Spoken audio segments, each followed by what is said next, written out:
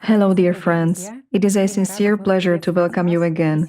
And today we are going to talk to the esteemed Igor Mikhailovich Danilov. Greetings. Igor Mikhailovich, at the end of the previous video, you raised a question which is extremely important for every human being. Do we really want to live? And there is certainly a lot to think about, especially now, when we, as the whole of humanity, are faced with the choice whether this humanity will exist or not. And if in us, in each of us, the desire to live ends up prevailing, then the whole of humanity certainly has a high chance of survival. Thank you very much once again for reminding us in the previous video that now is not the time to be divided, but now is the time for all of us to unite against the main enemy of humanity, the Cerberus. And in the previous video, you also said that this enemy is neither from God nor from the devil, that the Cerberus is the essence. And there were also questions regarding this point. How should we understand that the Cerberus is the essence? What does it mean? Actually, friends, everything is simple. What we call the climate Cerberus is the quintessence of our existence. It is what we have built. This is really so. Whether we like it or not, I understand that the Cerberus is actually an immaterial manifestation of some anomaly, let's say, of an animal or a mythical creature that has come into this world and is destroying it. But if we translate all these fairy tales into a simple human language, then the Cerberus is the essence. In fact, it is our essence, the essence of all of our humanity. Let's look from the following perspective. Let's remove all these myths, remove all these religious fairy tales, look objectively, and face the truth as it is. What will we see? We will see that indeed, there were people in the past whom we perceived to be the same as we are. But they did tell us what we should do. They told us 2,000 years ago, and even much earlier, that we must unite, that we must become one family, that we must love and respect each other, that together we must build a world where love and mutual respect would reign, and that we must be one humanity, which strives towards a common goal. However, we acted in a completely different way. We acted, so to speak, by giving in to the temptations of certain people who wanted something different. They wanted that, and they still want it. And what they wanted has now become natural for all of us. Why? Because this human nature of ours, which nowadays basically prevails in all people,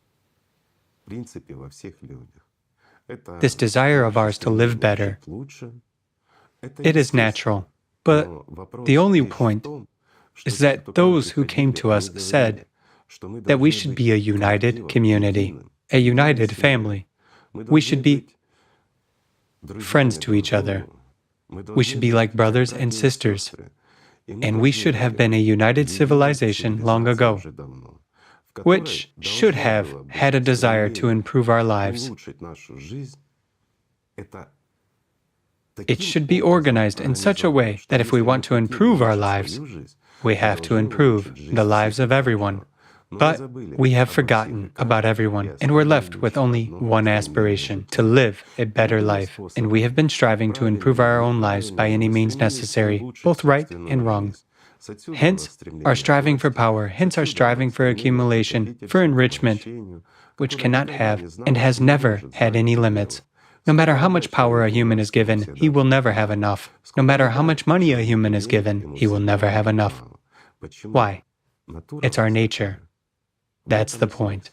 And there is always a Raja for every Vijay. I mean, no matter how much money a person has, there is always someone who is richer. But even when a person becomes the richest, he tries to stay on that pedestal, thus drawing attention to himself, and in this case, certainly the attention of others. Whereas some people, the richest ones, so to say, they, on the contrary, hide in the shadows. But they possess most of the money. And they are role models for all of us. And so we dream. If we cannot make money, we can at least dream about how we will improve our lives. But we are all separated, we are all divided. We are victims of our own minds. We are victims of our own desires. It really is so. If only we had done the right thing back then, if we had done what we were told to do, and not followed those who, for their own personal gain, for their own selfish purposes, have altered this truth, there's no other way to put it, and introduced into it the attributes of magic and of everything that is so tempting and natural to us. But again, what kind of religion is this? And what kind of God is this? If He doesn't give us any income, if He doesn't give us back our health or something else, right? God has to take care of us. That's the mindset we have. We do not realize that we can solve all our problems ourselves, and we could have avoided a lot of things a long time ago.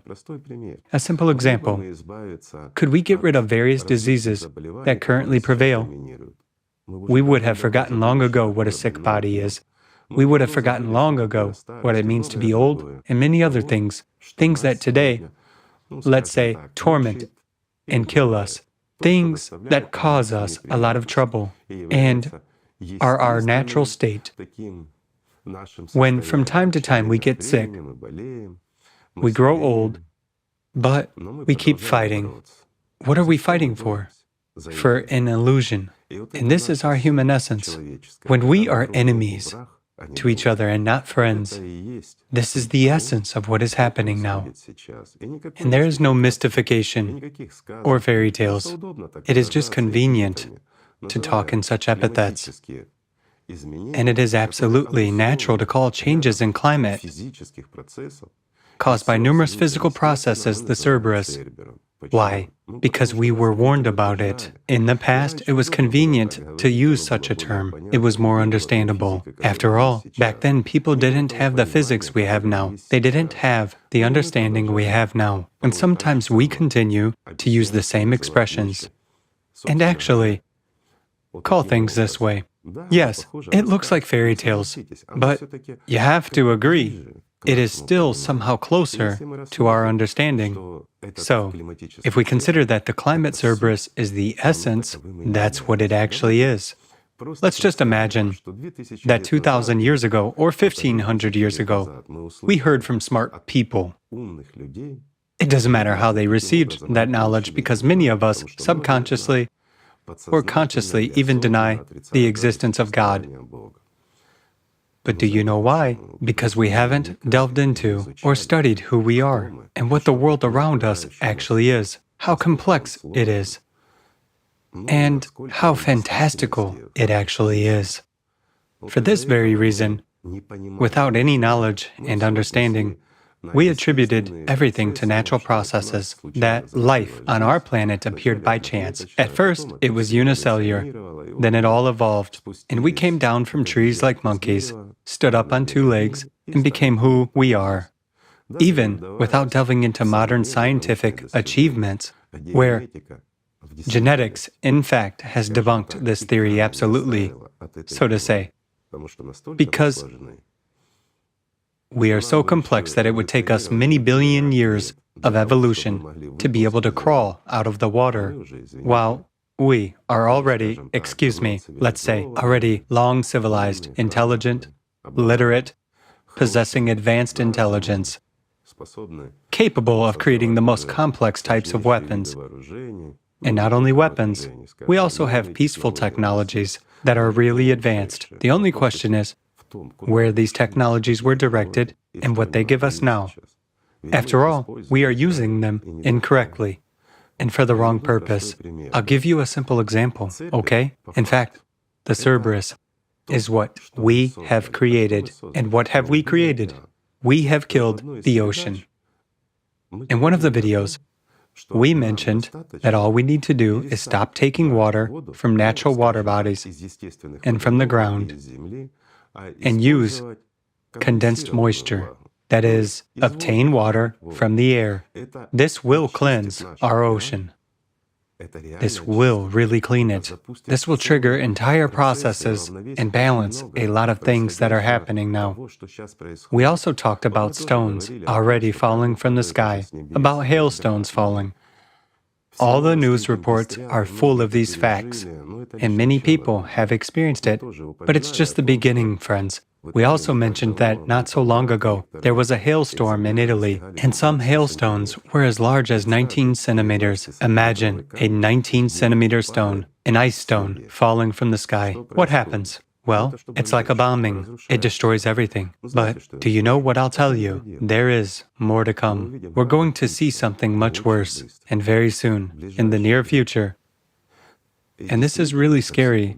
Why? Let's wait and confirm it, shall we say? Or we can go ahead and calculate everything right now. All we have to do is add 1 plus 1, and we will get 2. And if we add 2 plus 2, we will get 4. This is called progression. So if we look at what is happening, it is all increasing in progression. All these phenomena that are happening now, and there are lots of them, they will all aggravate, only every time. They will double and accelerate. It is clear that we are moving in a direction undesirable for us.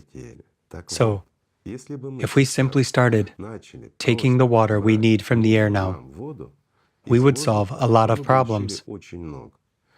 Here, we also go ahead and count the number of people, various technologies, plus, let's say, fields and everything else. Whatever, we need to irrigate and water. This is a huge amount of water. But this is not a hindrance. We can get water from the air, even in the driest places of this planet, in any quantity we, people, need. As of today, we are ready for that scientifically, technically, and technologically. Do you know what we lack? The money to do it, as well as the will and the desire.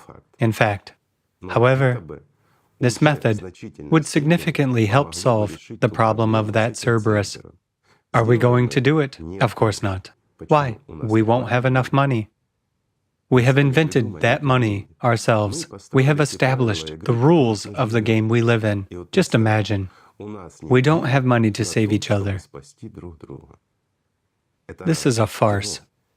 You see, frankly speaking, I just cannot call this common sense in life. What we're actually doing nowadays.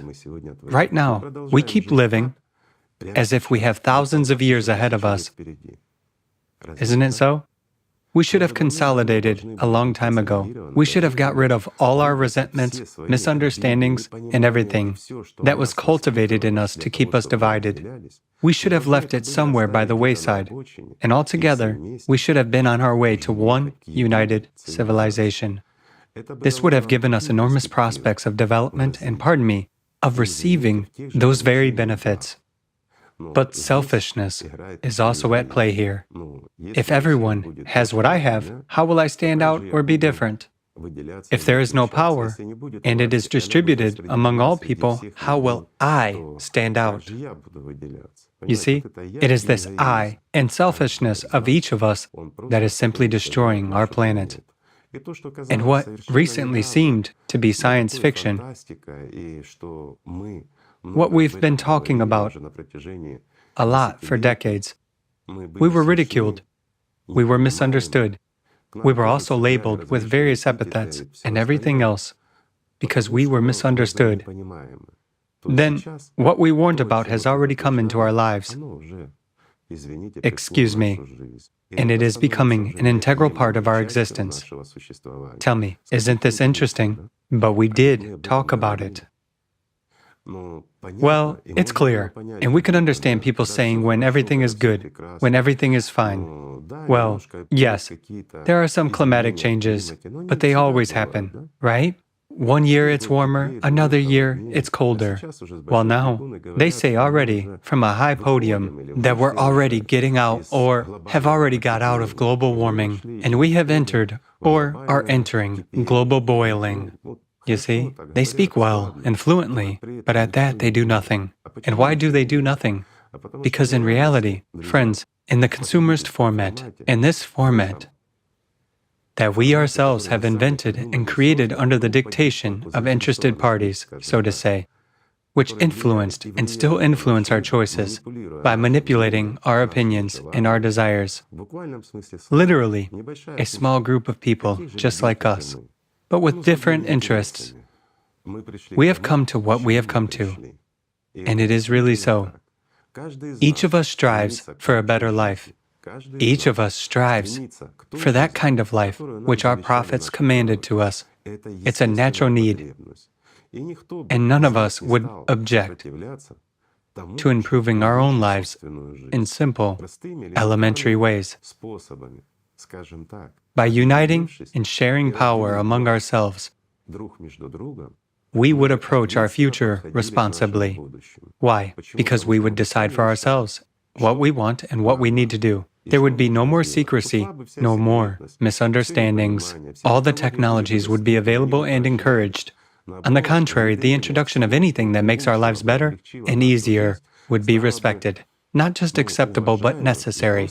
Wouldn't that be the case? After all, we all want a better life. It's just that right now, each of us is struggling to somehow survive in this world and improve one's own life, whereas together, we would solve it all for each and everyone in a planned manner. Even if we made a wrong decision, all of us together, and it affected our lives in some negative way, we could immediately correct it all together, becoming smarter, more united, and more responsible.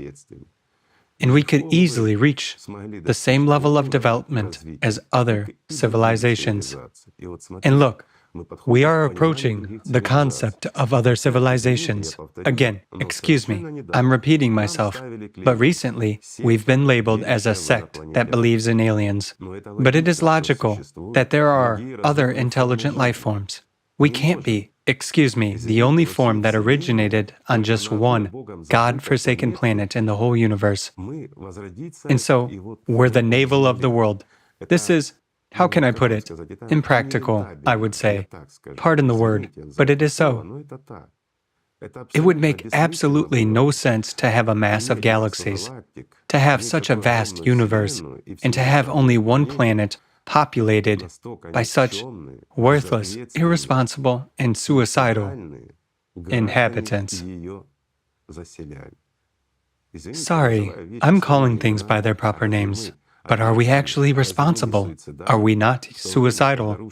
At the time when the world is collapsing, we keep fighting, we keep making some combinations, we keep worrying about politics, about inflation, about something else.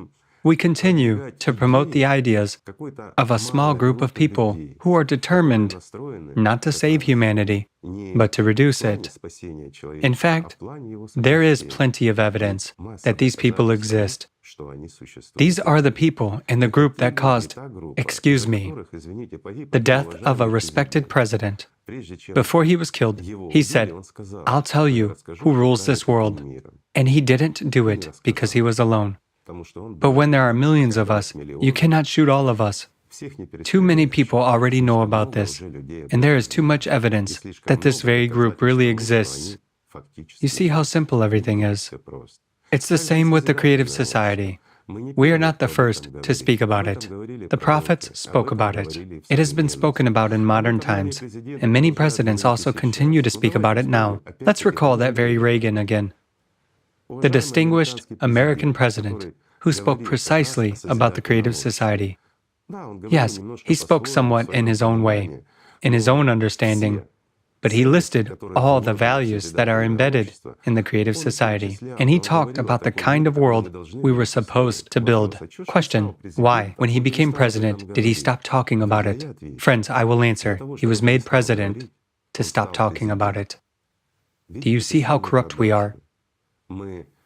We can easily trade all of humanity for personal gain.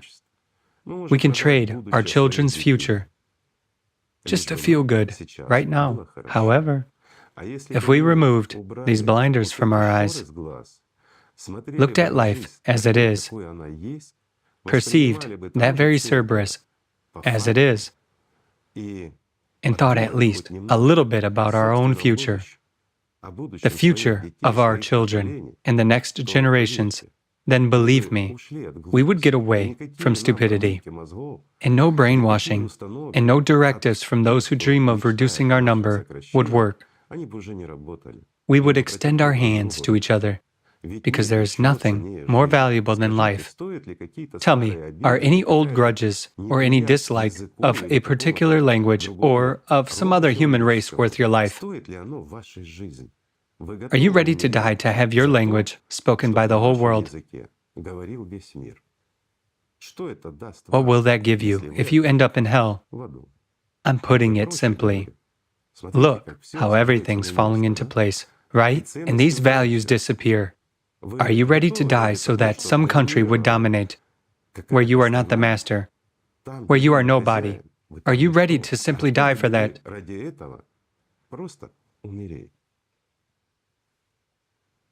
It's funny. Are you ready to watch your children die for the sake of some person becoming the most powerful in this world or the most authoritative and respected? Is it funny? Is it worth the lives of your children? It's not. Then why do we act that way? This is a good question, isn't it? After all, that's what we do. Moreover, right now, we are actually dying for someone else's interests. We suffer in many aspects of our lives. We are embittered, yet we tolerate being deprived of basic rights. Even the right to speak openly and call things by their proper names will soon become fiction for us. Why? The worse our life becomes, the more they will shut our mouths to keep us silent. This is a natural process in the consumerist format. If the threat continues to grow at the same pace, very soon we will lose the internet, or it will remain. But there, we will only listen to certain information which is supposed to appease us, and there will be zero chance for humanity to survive. Why? Because we will be restricted, we will be divided even more, and we will be forced to pin our hopes on some Superman who will solve everything, who in fact will be terrified himself and will be begging God for mercy, although he's been serving Satan all his life. You know, this is nonsense, but it's true. Therefore, friends, everything is simple, really simple. So, we've touched upon UFOs, the so-called flying saucers and all that. Look, just recently, we've been criticized, and not just us, but everyone who was talking about them. We were ridiculed, called conspiracists, and so forth. And then hearings are being held in the US Congress, where under oath, the military and intelligence representatives recognize it all as a fact at the official level. I'll tell you even more. Soon, we may be shown the remains of a saucer, and even other biological life forms, so that we realize that they do exist. But why are we being shown it all? And here, again, there are theories that some kind of an alien attack on us will be staged, and thus a single world government will be established. Well, it's all manipulation. Everything is done for the sake of power, and so on. No, friends. I'll put it this way. People sitting in governments are far from being stupid. Not all of them, pardon me, failed to find their way off the stage. There are a lot of competent and intelligent people in those circles. Let's put it that way. They understand it very well as they observe the progression of unidentified flying objects, which today are recorded more and more often. So they have come to the conclusion that it is necessary to talk about it openly. And this is really so. Why? Because in the past, it was possible, let's say, to deceive us, to manipulate our opinion. Even if we encountered and saw an unidentified flying object, we could be told that this is some kind of a physical phenomenon, and we mistook it for some man-made device, which was intelligently operated, that it was our imagination. But today, all of us have in our hands, a recording device. We are a huge number of people having photo and video recording devices every minute in our hands. Naturally, there is a lot of information about unidentified flying objects, which cannot be simply declared natural phenomena anymore. Yes, there are people who play around, present it with humor, and using neural networks by means of modern technology create these kinds of fakes about flying objects. Well, why not have fun? After all, we don't have to be sad all the time. We're not devoid of humor either. This is normal and natural. You know, when it's fun, you at least get somewhat distracted. But unfortunately, I'll say it again, unfortunately, the facts of observation of unidentified flying objects are quite numerous. And I'll tell you even more, friends, the stronger and maturer the Cerberus becomes. And if we translate this into our normal language, the more climatic destruction occurs, and the faster the process of progression of the inevitable collapse of our planet is, the more unidentified flying objects we will observe, even in the range visible to us. Why? Because we can see, pardon me, only within a small spectrum, and all our equipment is aimed at detecting visible objects within a small range. The equipment can shift slightly beyond the visible limit, but it is still very narrow. Meanwhile, life is much broader. Imagine, there are billions of planets like ours in our galaxy alone, and on billions of them, there is life. Some civilizations are like ours, others are less developed. But there is also a tremendous number of those who had enough intelligence to unite, not to let their planets perish, and not to die themselves, but to save their own lives and the lives of the future humanity. And, of course, once they became one united civilization, completely different technologies were revealed to them. That's natural. Why? Because even today, we already have technologies that are used not for the benefit of humanity, but to the detriment, and they are already science-fictional. But imagine what will happen even in 10 years if we become one united civilization, when all restrictions and all secrecy will be removed, when we will work not in order to kill each other and dominate one another, but in order to facilitate, improve, and make the life of each of us more beautiful. Here's the answer. In reality, there will be more and more of those spacecraft. Moreover, with representatives of civilizations of various levels. I'll explain. This is a natural process, because they are the ones who managed to get through a similar situation, but they found the strength to resist the darkness and to join their hands. And now, they are interested in watching what their fate would have been if they hadn't done that. I apologize for such examples, but I will draw an analogy with a home ant farm. Imagine you have a home ant farm. You have put food and water in greater abundance than your ants even need. But you see that the ants start fighting each other over the leftovers they have. They begin to be divided, to wage wars and to kill. Commanders appear among them, but they do not go for the food and water which they have in abundance, which you gave them. Wouldn't you be curious about such an anomaly in their behavior? Of course you would. Don't take offense, friends, but for extraterrestrials, we are the same as the ants are for us. Why? Because instead of living, we continue to fight against each other. Instead of appreciating that which is the most important and the most valuable, meaning love and respect for each other, we continue to sow discord and hatred. That's the whole answer to why there will be more and more extraterrestrials. And the closer we get to what is inevitable, the more openly they will appear. Their variety is huge, and naturally, there are those who are at the first level of development, where we could be as well. If we overcome that force which divides us, unite and become a single civilization. And at the first stages, having studied, or, let's say, having learned a slightly different physics, the one that is already being studied nowadays, we could create spacecraft for traveling, at least within our galaxy. Not just during our lifetime, but practically without losing any time. It is clear that the first spacecraft might not be at quite the level we would like them to be, and, of course, they might also sometimes be exposed to certain accidents. Such things do happen. But even at the second level of development, such accidents would already become impossible. As for superior civilizations, at a higher level of development, we almost don't see them. We only notice those civilizations which are slightly more advanced than we are, who possess curiosity, inquisitiveness, and capability, first and foremost.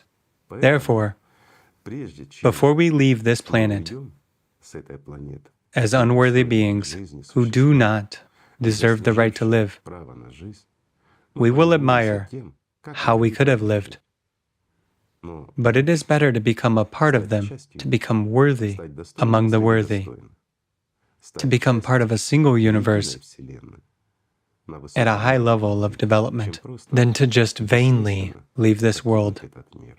Again, some people may certainly have doubts that we, too, are again raising the subject of those extraterrestrials and UFOs. Friends, I'll tell you in simpler terms, if you have an opportunity to observe the moon with sufficiently powerful telescopes, watch it carefully. Don't be lazy, and you will definitely see anomalous objects that are moving controllably, not naturally, but controllably. Now, it already ceases to be a secret. Watch the sun, and even there, you will see objects that are much larger than our planet. And they are, in our solar system, even now. Those are different technologies and different capabilities, and in order for us to see them, different conditions are needed. Yet, we do see them, while we are being told that it's impossible. Why? Because our consciousness fails to perceive even such an idea that there may be man-made, artificially created spacecraft much larger than our planet. However, this doesn't mean that the feebleness of our thinking will deprive superior civilizations of such capabilities. Meanwhile, our feebleness of thinking can deprive us of such opportunities, whereas those civilizations have these opportunities, and they have them just because, at one point in time, at the same time as where we are now, they succeeded in making the right choice. They stopped being afraid. They gained the courage to tell the truth, to join their hands, and to become humans, so that everyone becomes a human. You see how simple everything is. However, it all depends on each of us. If we want to be divided and to make fun of each other, satisfying our own meanness, and trying to exalt ourselves by criticizing or insulting someone, are we really people? We are merely laughing ants, heading for what is inevitable. You see how simple everything is. Only an aspiration for life and an aspiration to become humans can save us all and give us real opportunities in the near future, instead of depriving us of even those little things which we have now. And this choice should take place in everyone. Everything is simple. So it's natural that there are civilizations which succeeded in getting through what all of us should get through, without repeating the fate of either Mars or Phaeton. We are the last planet where life can exist. I'll put it carefully. In our solar system.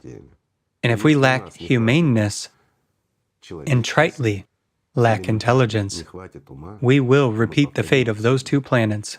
This is also worth thinking about.